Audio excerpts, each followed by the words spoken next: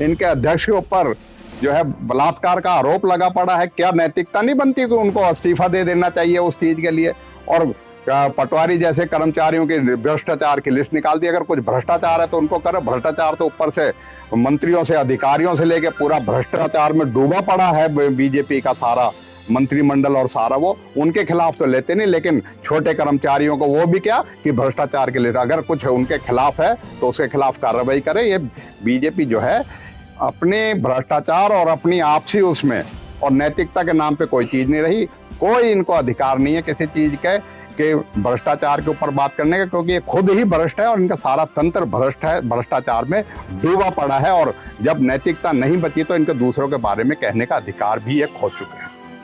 मैं कहूँगा कि सबसे पहले तो लोगों को यकीन ही नहीं हुआ, क्योंकि हरियाणा में जनमानस ने ये मन बना रखा था कि कांग्रेस को सत्ता में आएगी, लेकिन जो है जनादेश कुछ और ही निकला।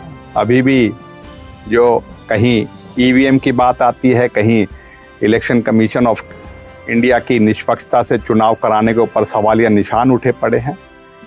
अब सत्ता में आ गए तो उसके बाद देख सकते हो सिर्फ घोषणाएं करनी, कोरी घोषणाएं करनी, हम ये करेंगे, हम समाधान शिविर लगाएंगे, हम ये करेंगे। अपनी जो है अगली चीज को ना कह के किसानों के लिए घोषणाएं कर देंगे, इतनी कर देंगे, लेकिन ना धरातल पे उनके जो है उन कार्यों को करती है, ना उनको फसलों को खरीदने का दावा करते हैं। फसलों को खरीद में मंडी में होती नहीं है।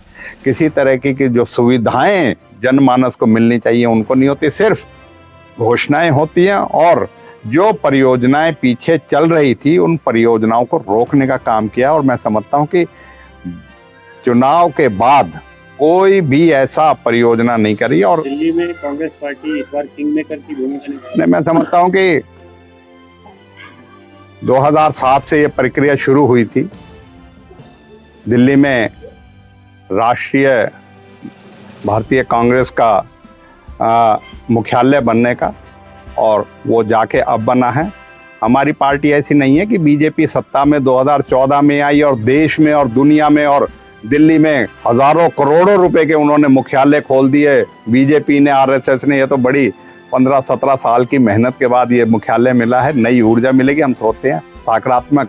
और कांग्रेस अपनी जो एक राजनीति कर रही है देश के हित के लिए और जो उनका एक दृष्टिकोण है देश के लिए, वही दृष्टिकोण देश की प्रगति का है, विकास का। हम समझते हैं खड़गे जी, राहुल जी के नेतृत्व में कांग्रेस नए मुख्यालय से नई ऊर्जा लेके, नई उमंग लेके और कांग्रेस जनों में एक नई जो है ऊर्जा का काम करेगी। और बहुत जल्दी जो है कांग्रेस अपने कार्यक्रम देश में, चाहे किसी भी समाज के हों, चाहे संविधान को बचाने को हों, चाहे लोकतंत्र प्रजातंत्र को बचाने को, उनको चलाने का काम करेगी। और हम इस मौके पे यही कहेंगे कि कांग्रेस जन जो है मिल के आगे बढ़ने का और अगले जो लड़ाई है जो लोकतंत्र को बचाने की, संविधान को बचाने की, उसके लिए कांग्रेस जन मिल के जो है लड़ाई को लड़ेंगे।